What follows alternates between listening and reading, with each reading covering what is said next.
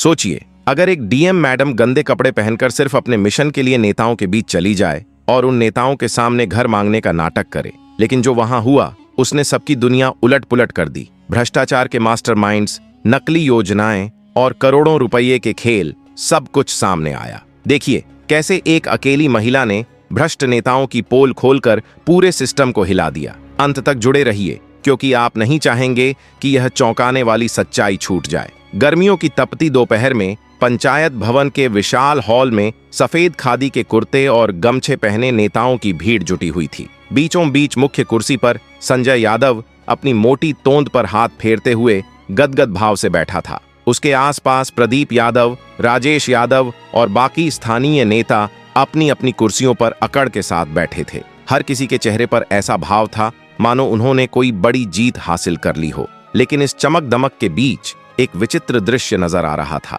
एक युवती जिसके कपड़े पुराने और फटे हुए थे, बाल बिखरे थे और चेहरे पर गरीबी की गहरी छाप साफ झलक रही थी। वह चुपचाप एक कोने में बैठी थी, मानो किसी गहरे चिंतन में डूबी हो। किसी को भी अंदाजा नहीं था कि यह साधारण सी दिखने वाली युवती असल में जिला अधिकारी सरोज तिवारी है, जो आज गुप्त मिशन पर यहां आई थी। पिछले महीने उसे कई शिकायतें मिली थीं कि इस पंचायत में भ्रष्टाचार अपनी चरम सीमा पर है। गरीबों के लिए आने वाला पैसा नेता आपस में बांट लेते हैं। सच्चाई का पता लगाने के लिए सरोज ने अपना रूप बदलकर प्रवेश करने का निश्चय किया। उसने पुराने कपड़े पहने, चेहरे पर मिट्टी लगाई और एक गरीब औरत का रूप धरकर सभा में शामिल हो गई। संजय यादव उसे देखकर मुंह बिचकाने लगा, जैसे कोई गंदी चीज उसके पास आ बैठी हो। वहीं प्रदीप यादव ने अपने साथी से कानाफूसी करते हुए कहा कि यह औरत यहाँ क्यों बैठी है और इसे बाहर क्यों नहीं किया जा रहा। मगर सरोज शांत रही।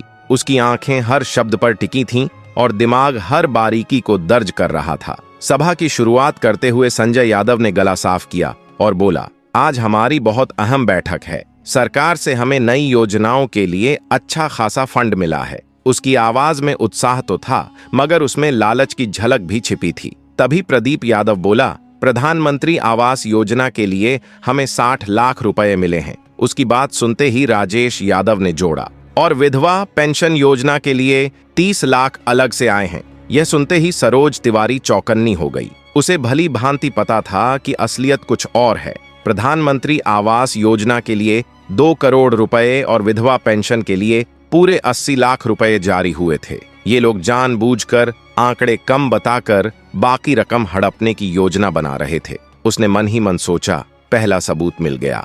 अब सवाल उठने लगा कि इस धनराशि का इस्तेमाल कैसे होना चाहिए। मुस्कुराते हुए संजय यादव बोला, सबसे पहले हमें अपने खर्चे निकालने होंगे। उसकी मुस्कान में शैतानी झलक रही थी। तुरंत प्रदीप यादव ने हामी भरते हुए कहा, इतना काम करते हैं, कुछ तो हमारा हक बनता है। बाकी नेता भी सहमति जताने लगे। वहीं राजेश यादव ने हिसाब लगाते हुए सुझाव दिया, आवास योजना के पैसों में से अच्छा खासा हिस्सा हमारे कामों के लिए रख लेते हैं। बाकी बचे पैसों से कुछ घर बनवा देने की बात हुई। अंदर ही अंदर सरोज का गुस्सा उबाल मार रहा था, मगर वह चुप रही। उसे मालूम था कि अगर अभी ही भड़की तो उसकी पहचान उजागर हो जाएगी। उसने संयम रखा और ध्यान से सुनती रही कि किस तरह ये लोग गरीबों का पैसा हड़पने की योजना बना रहे हैं। अचानक संजय यादव की नजर उस पर पड़ी। उसने कठोर स्वर में पूछा, ए औरत, तू यहाँ क्यों बैठी है? यह नेताओं की बैठक है, तेरा यहाँ क्या काम? सरोज ने मासूम और कांपती हुई आवाज में जवाब दिया, सर जी, सुना था प्रधानमंत्री आवास योजना के लिए बैठक हो रही है। मुझे भी घर चाहिए था, इसलिए आ गई। उसकी मासूमियत भरी बात सुनकर किसी को शक नहीं हुआ। प्रदीप यादव ठहाका लगाते हुए बोला, घर चाहिए? पहले बता, तेरे पास कितने पैसे हैं? मुफ्त में घर कहाँ मिलता है? सरोज ने भोलेपन का नाटक करते हुए कहा, लेकिन सर जी, टीवी पर तो कहते हैं कि गरीबों को घर मुफ्त मिलता है। यह सुनकर सारे नेता ठाकों में फूट पड़े। राजेश यादव ने ताली बजाते हुए तंज कसा, अरे भोली, टीवी की बातों पर मत जाया कर, असल खेल तो पैसों से ही चलता है। सरोज को अब यकीन हो गया था कि यह लोग खुलेआम भ्रष्टाचार कर रहे हैं। अपनी कुर्सी पर ऐंठते हुए संजय यादव बोला, चल इसे भी समझा ही देते हैं कि असली सिस्टम क्या है। देख बहन, घर चाहिए तो पहले हमें एडवांस देना होगा, फिर घर बनने में भी अलग से रकम लगेगी। सरोज ने आंखें फैलाते हुए कहा, इतने पैसे कहां से लाऊं सर जी, मैं तो दिहाड़ी मजदूर हूं। प्रदीप यादव ने हंसी उड़ाते हुए ताना मारा, तो फिर घर का सपना छोड़ दे या किसी से कर्जा उठा ले। राजेश यादव ने भी हामी भरते हुए कहा, हाँ बहन, हमारा भी तो खर्चा है, ऑफिस जाना, फाइलों पर काम करवाना, सब में पैसा लगता है। सरोज का मन हुआ कि अभी इन सब की पोल खोल दे, लेकिन उसने खुद पर काबू रखा। उसे और सबूत चाहिए थे। उसने मासूमियत से पूछा, सर जी, विधवा पेंशन के बारे में क्या कहेंगे? ये सुनकर संजय यादव की आंखों में चालाकी चमक उठी। उसने कहा, विधवा पेंशन चाहिए तो पहले पति का डेथ सर्टिफिकेट ला, फिर हमसे मिल। प्रदीप यादव तुरंत बोला, डेथ सर्टिफिकेट बनवाने के लिए भी पैसे लगेंगे, उसके बाद पेंशन शुरू करवाने की फीस अलग से है। सरोज ने अनजान बनकर पूछा, कितनी फीस लगेगी सर जी? बिना शर्माए राजेश यादव बोला, कम से कम 15,000 रुपये तो चाहिए ही, तभी तेरी पेंशन शुरू होगी। सरोज को विश्वास नहीं हो रहा था कि ये लोग इतनी बेशर्मी से भ्रष्टाचार कर रहे हैं। उसने ठान लिया कि इन्हें सबक जरूर सिखाएगी, मगर अभी वक्त सही नहीं था। इसी बीच संजय यादव का फोन बजा। उसने कॉल रिसीव की और ठसक के साथ बोला, हाँ भाई, सड़क का काम मिल जाएगा, लेकिन हमारा कमीशन पक्का होगा। घटिया मटेरियल इस्तेमाल करना, किसी को पता नहीं चलेगा। यह सुनकर सरोज का खून खौल उठा। ये लोग न सिर्फ गरीबों का पैसा डकार रहे थे, बल्कि जनता की सड़कों तक से खिलवाड़ कर रहे थे। उसने मन ही मन एक और आरोप दर्ज कर लिया। फोन खत्म होते ही प्रदीप यादव ने कहा, भाई, स्कूल की बिल्डिंग वाला काम भी है, उसमें भी अच्छी कमाई है। राजेश यादव उत्साहित होकर बोला, हाँ, बच्चों के लिए आने वाले पैसों से भी हिस्सा निकालना होगा। अब सरोज को लगने लगा कि उसका सब्र टूटने वाला है। उसने धीरे से कहा, सर जी, एक बात पूछूं? सारे नेता उसकी ओर देखने लगे। बोल, क्या पूछना है? संजय यादव ने तीखे लहजे में कहा। सरोज ने मासूमियत से पूछा, क्या सरकारी योजनाओं से पैसा लेना सही है? मैंने सुना है कि ये गलत है। उसका सवाल सुनकर सभी नेता ठहाकों में हंस पड़े। प्रदीप यादव पेट पकड़कर हंसते हुए बोला, अरे भोली औरत, तू नहीं जानती कि राजनीति कैसे चलती है। यहाँ हर काम पैसे से ही होता है। राजेश यादव ने भी हंसते हुए ताना मारा, देख बहन, हम लोग काम करते हैं तो हमारी मेहनत का हक भी तो बनता है। तभी प्रदीप यादव ने व्यंग्य में कहा, भाई, पैसे का बंटवारा हो रहा है, इसका भी हिस्सा डाल देते हैं। ये सुनकर अनिल उत्साहित होकर बोला, वाह, तो आज तो बड़ा अच्छा दिन है। उसकी नजर सरोज पर पड़ी तो उसने पूछा, ये कौन है यहाँ? राजेश यादव ने लापरवाही से जवाब दिया, कोई गरीब औरत है, घर मांग रही है। अनिल ने उसे घूरते हुए कहा, इसे यहाँ से निकालो, अगर हमारी बातें सुन ली तो मुसीबत खड़ी हो सकती है। मगर संजय यादव हंस पड़ा और बोला, डर मत, ये अनपढ़ लगती है, इसे कुछ समझ में नहीं आएगा। ये सुनकर सरोज का खून खौल उठा। ये लोग न सिर्फ भ्रष्ट थे, बल्कि गरीबों को बेवकूफ भी समझते थे। उसने सोचा, बस अब बहुत हो गया, लेकिन तुरंत खुद को संभाल लिया। उसे और सबूत इकट्ठा करने थे। अनिल ने कुर्सी पर बैठते हुए पूछा, तो भाई, इस बार कितना माल आया है? संजय यादव ने मुस्कुराते हुए कहा, काफी अच्छा कलेक्शन है। प्रधानमंत्री आवास योजना, विधवा पेंशन, सड़क निर्माण और स्कूल की बिल्डिंग मिलाकर करीब 5 करोड़ का खेल है। प्रदीप यादव ने जोड़ते हुए कहा, इसमें से 3 करोड़ तो हमारे हिस्से में साफ साफ आएंगे। राजेश यादव खुशी से बोला, इतना काफी है हमारे घर बार चलाने के लिए। सरोज ने मन ही मन हिसाब लगाया, ये लोग कम से कम 3 करोड़ का घोटाला कर रहे हैं। ये रकम गरीबों की तरक्की के लिए आई थी और ये सब इसे बांट रहे थे। फिर अनिल ने गंभीर स्वर में कहा, अब ये तय करना होगा कि पैसा किस तरह बटेगा। सोचते हुए संजय यादव बोला, सबसे पहले अपना हिस्सा निकालते हैं, उसके बाद पुलिस वालों को खुश करना होगा। प्रदीप यादव ने सिर हिलाया, सही कह रहे हो, इंस्पेक्टर को हिस्सा देंगे तो ही वह चुप बैठेगा। राजेश यादव बोला, और तहसीलदार साहब को भी तो देना पड़ेगा। अनिल ने सहमति जताई, हाँ, बिना उनको संतुष्ट किए काम नहीं चलेगा।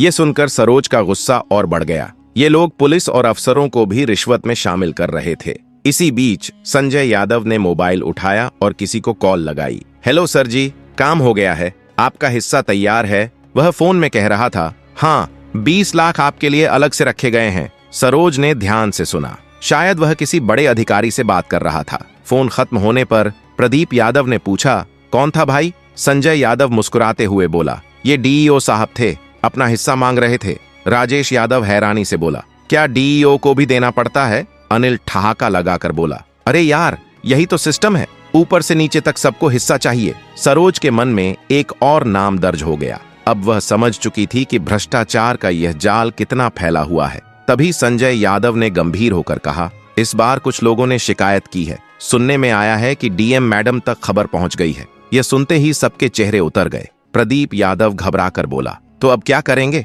राजेश यादव भी चिंतित हो उठा, कहीं हमारी पोल न खुल जाए। अनिल ने आश्वासन दिया, फिक्र मत करो, डीएम मैडम भी इंसान हैं, उन्हें भी खुश किया जा सकता है। संजय यादव बोला, सही कहा, उनके लिए अलग से रकम रख देते हैं, फिर देखते हैं वह क्या करती हैं। सरोज के भीतर आग धधक उठी। ये लोग उसे भी घूस देने की योजना बना रहे थे। उसे अपनी आंखों पर विश्वास नहीं हो रहा था कि इतनी बड़ी साजिश उसके सामने चल रही थी। फिर प्रदीप यादव ने सवाल किया, लेकिन डीएम मैडम को पैसे कैसे पहुंचाएंगे? राजेश यादव ने सुझाव दिया, चलो उनके पीए को पकड़ा देते हैं, वही आगे पहुंचा देगा। अनिल ने सिर हिलाते हुए कहा, हाँ ये अच्छा आइडिया है, पीए के जरिए काम आसानी से बन सकता है। संजय यादव मुस्कुराया और बोला, और अगर फिर भी बात न बनी तो हमारे ऊपर भी लोग हैं, एमएलए साहब से बात कर लेंगे। यह सुनकर सरोज समझ गई कि भ्रष्टाचार का जाल कितना गहरा और व्यापक है। हर स्तर पर लोग इसमें शामिल थे। उसके मन में आया कि अब बहुत हो गया, लेकिन उसने खुद को रोका। उसे लगा अभी और सुनना जरूरी है। फिर उसने मासूमियत से सवाल किया, सर जी, अगर कोई गरीब आदमी शिकायत करे तो? सभी नेता जोर से हंस पड़े। संजय यादव ने मजाक उड़ाते हुए कहा, अरे भोली, गरीब आदमी की शिकायत कौन सुनता है, वे तो हमसे डरते हैं। प्रदीप यादव ने तंज कसते हुए कहा, और अगर कोई हिम्मत दिखाए भी तो उसे सीधा कर देंगे। राजेश यादव ने धमकी भरे लहजे में कहा, हाँ बहन, यहाँ हमारा ही राज चलता है, पुलिस से लेकर कोर्ट तक सब हमारे साथ हैं। अनिल ने घमंड से ठहाका लगाया, इसलिए तो इतने सालों से यह धंधा फल फूल रहा है, कोई हमारा कुछ नहीं बिगाड़ सकता। सरोज के मन में आया कि अभी इन्हें दिखा दे कि डीएम की ताकत कैसी होती है, लेकिन उसने धैर्य रखा। उसने फिर से धीरे से कहा, सर जी, एक और बात पूछूं? संजय यादव ने लापरवाही से कहा, हाँ बोल। सरोज बोली, क्या सरकार को पता नहीं चलता कि पैसा कहाँ जा रहा है? ये सुनकर सारे नेता ठहाकों में फूट पड़े। प्रदीप यादव बोला, पगली, सरकार में भी हमारे लोग हैं, फाइलों में सब कुछ सही दिखा दिया जाता है। राजेश यादव ने समझाते हुए कहा, कागजों पर सब ठीक लिखा होता है, अगर घर बनाने के लिए पैसा आया है तो रिकॉर्ड में घर दिखा देंगे। अनिल हंसते हुए बोला, बस फोटो खिंचवा देंगे और भेज देंगे, कौन आकर गिनती करेगा? संजय यादव ने घमंड से कहा, और अगर कोई चेक करने भी आ गया तो उसे भी अपने साथ मिला लेंगे। अब सरोज को पूरा सिस्टम साफ समझ आ चुका था। इसी दौरान संजय यादव के सामने एक रजिस्टर लाया गया। उसने पन्ने पलटते हुए कहा, चलो भाइयों, इस साल का हिसाब किताब देख लेते हैं। प्रदीप यादव ने उत्सुकता से पूछा, तो कितना कमा लिया? संजय यादव ने रजिस्टर देखते हुए जवाब दिया, अब तक 2 करोड़ इकट्ठा हो चुके हैं और साल का आधा वक्त अभी बाकी है। राजेश यादव खुशी से बोला, वाह भाई, मतलब इस साल तो 4 करोड़ तक पहुंच जाएगी। अनिल ने ताली बजाते हुए कहा, शानदार, अब तो हमारे सब घर का इंतजाम हो जाएगा। सरोज को लग रहा था कि ये लोग सालों से करोड़ों का घोटाला कर रहे हैं। उसे अंदाजा हो गया कि अब तक कितना नुकसान गरीबों का हो चुका है। उसका धैर्य अब टूटने को था। इसी बीच संजय यादव ने गंभीर स्वर में कहा, भाइयों, मुझे लगता है कि इस औरत को अब यहाँ से जाना चाहिए, हमारी बहुत सारी बातें सुन चुकी है। प्रदीप यादव ने चिंता जताई, सही कह रहे हो, कहीं ये बाहर जाकर भेद न खोल दे। राजेश यादव ने निश्चिंत होकर कहा, अरे घबराओ मत, ये तो अनपढ़ लगती है, समझी भी होगी तो कुछ कर नहीं पाएगी। अनिल ने चेतावनी दी, फिर भी सावधानी जरूरी है। तभी संजय यादव ने सरोज की ओर घूर कर कहा, सुन बहन, तू यहाँ से निकल जा, तेरा काम नहीं बनने वाला। मगर सरोज ने भोलेपन से कहा, सर जी, अभी तो आपने मेरी बात पूरी सुनी ही नहीं, मुझे सच में घर चाहिए। उसका जवाब सुनकर सभी नेता असहज हो गए। गुस्से में संजय यादव गरजा, मैंने कहा ना, निकल जा यहाँ से, अगर पैसे हैं तो बात कर, नहीं तो दफा हो जा। डरी सहमी आवाज में सरोज बोली, सर जी, कहीं और जाऊंगी तो वहां भी पैसे मांगेंगे, कम से कम सही दाम तो बता दीजिए। प्रदीप यादव चिल्लाया, 1 लाख रुपए दे दे तभी घर मिलेगा, वरना भूल जा। राजेश यादव ने भी तुनक कर कहा, और अगर पैसे नहीं है तो यहाँ क्यों आई है? अनिल ने धमकी भरे लहजे में कहा, और सुन, अगर यहाँ की बातें बाहर निकाली तो अंजाम अच्छा नहीं होगा। अब सरोज ने मन ही मन ठान लिया, बस अब सही वक्त आ गया है, अब सच सामने लाने का वक्त आ चुका था। लेकिन सरोज ने एक आखिरी बार और परखने का फैसला किया। वह बोली, सर जी, अगर मैं 1 लाख रुपए दे दूं तो पक्का घर मिल जाएगा ना? संजय यादव मुस्कुराया, हाँ हाँ बिल्कुल मिल जाएगा, लेकिन पहले पैसे लाकर दिखा। प्रदीप यादव ने जोड़ा, और सुन, पैसे सिर्फ कैश में चाहिए, चेक वेक नहीं चलेगा। राजेश यादव ने हामी भरते हुए कहा, अगर कैश में लाई तो कल से ही काम शुरू हो जाएगा। अनिल हंसते हुए बोला, देख बहन, हम तो बड़े भले लोग हैं, तेरी मदद करना चाहते हैं। ये सुनकर सरोज के सब्र का बांध टूट गया। सामने बैठे ये लोग खुलेआम रिश्वत मांग रहे थे और उसे गरीब समझकर बेवकूफ बनाने पर तुले थे। उसने ठान लिया, अब अपनी असली पहचान बताने का वक्त है। धीरे धीरे खड़े होकर सरोज ने कहा, जी हाँ सर जी, पैसे का इंतजाम कर लूंगी। उसकी आवाज अब पहले जैसी कांपती हुई नहीं थी। संजय यादव ने खुशी जताई, वाह, तो बात बन गई। प्रदीप यादव ने मुस्कुराकर कहा, अब तो यह औरत समझदार लगने लगी है। राजेश यादव ने कहा, मैंने पहले ही कहा था ना, हम नेक इंसान हैं। अनिल भी खिलखिला उठा। लो, एक और ग्राहक मिल गया। लेकिन तभी सरोज के चेहरे का भाव बदल गया। उसने अपने बैग से एक कार्ड निकाला और मेज पर रख दिया। सभी नेताओं की नजर उस कार्ड पर पड़ी और उनके चेहरे का रंग उड़ गया। कार्ड पर साफ लिखा था, Saroj Tiwari, district magistrate. Hall में एकाएक सन्नाटा छा गया। संजय यादव का मुंह खुला का खुला रह गया। प्रदीप यादव की आंखें फैल गईं। राजेश यादव के हाथ से पानी का गिलास छूटकर गिर गया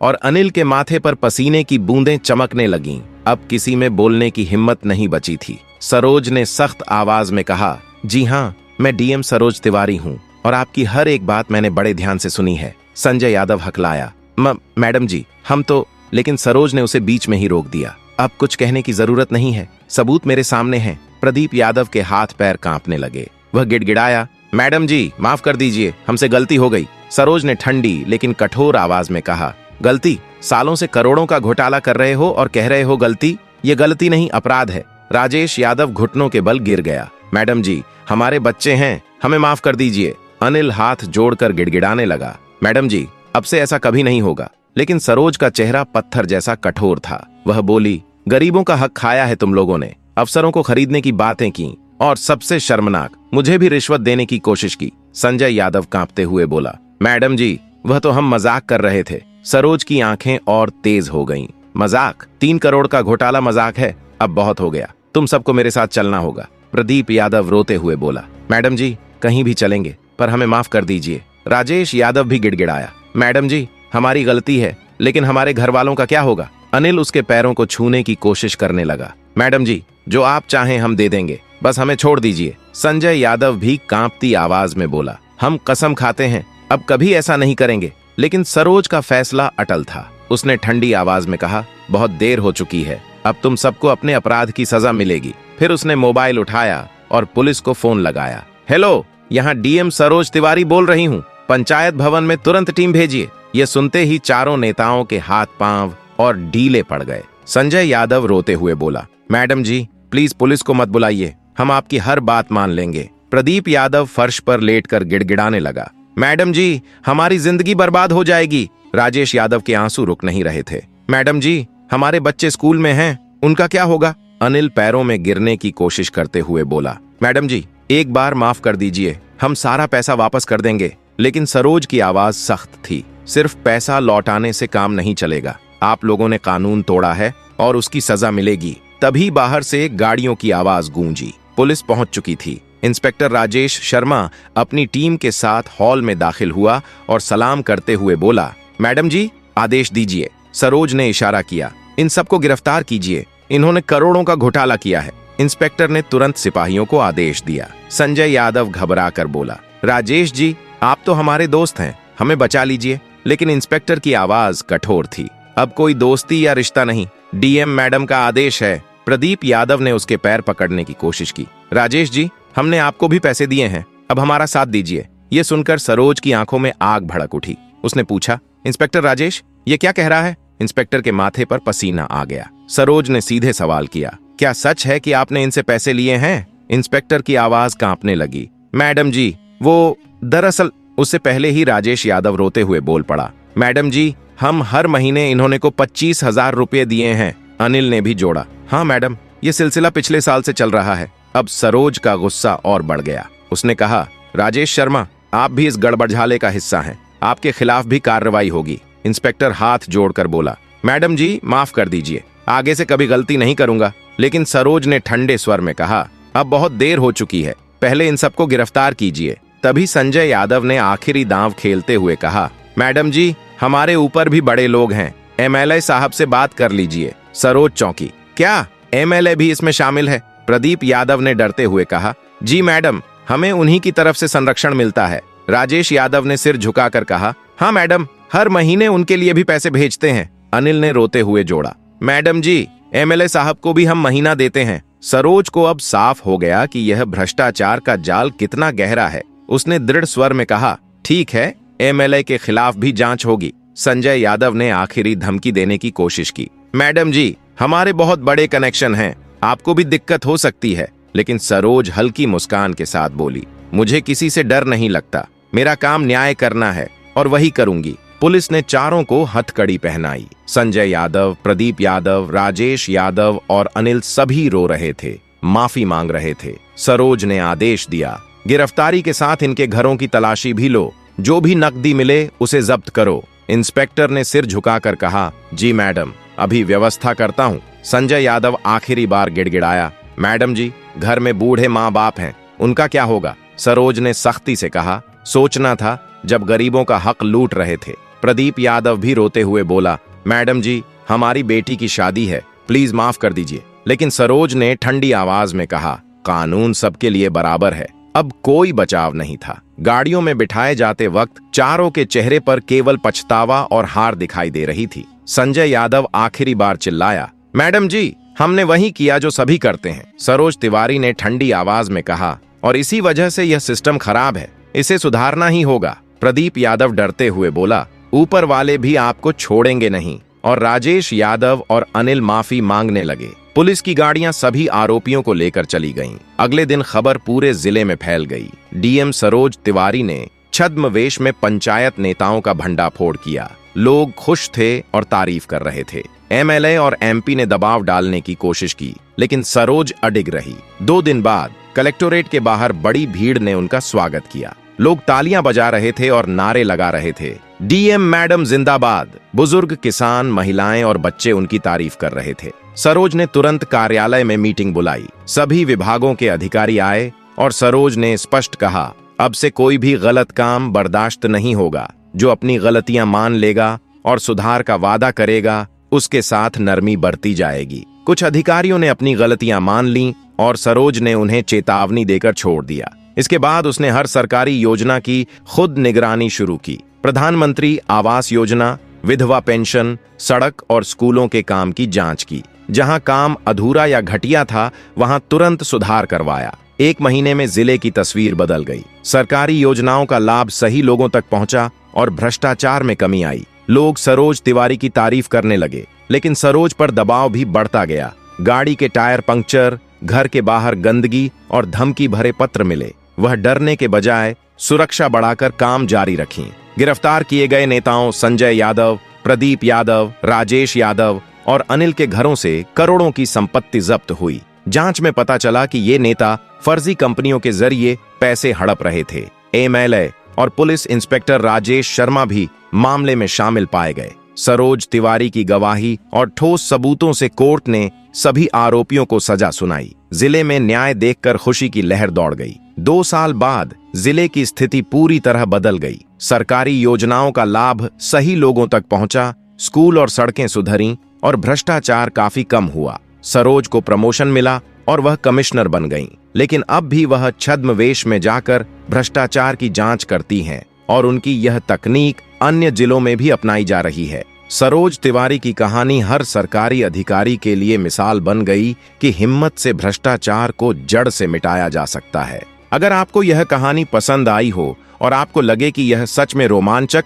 और सीख देने वाली थी, तो इस वीडियो को लाइक जरूर करें। अपने दोस्तों, परिवार और सभी लोगों के साथ इसे शेयर करें ताकि वे भी यह जान सकें कि कैसे साहस और ईमानदारी से बड़े भ्रष्टाचार का पर्दाफाश किया जा सकता है। साथ ही हमारे चैनल को सब्सक्राइब करना न भूलें ताकि आप भविष्य में ऐसी और भी दिलचस्प, प्रेरणादायक और सच्चाई पर आधारित कहानियों से अपडेट रहते रहें। और हाँ, बेल आइकन को भी दबाएं ताकि हमारी हर नई वीडियो की जानकारी सबसे पहले आपको मिल सके।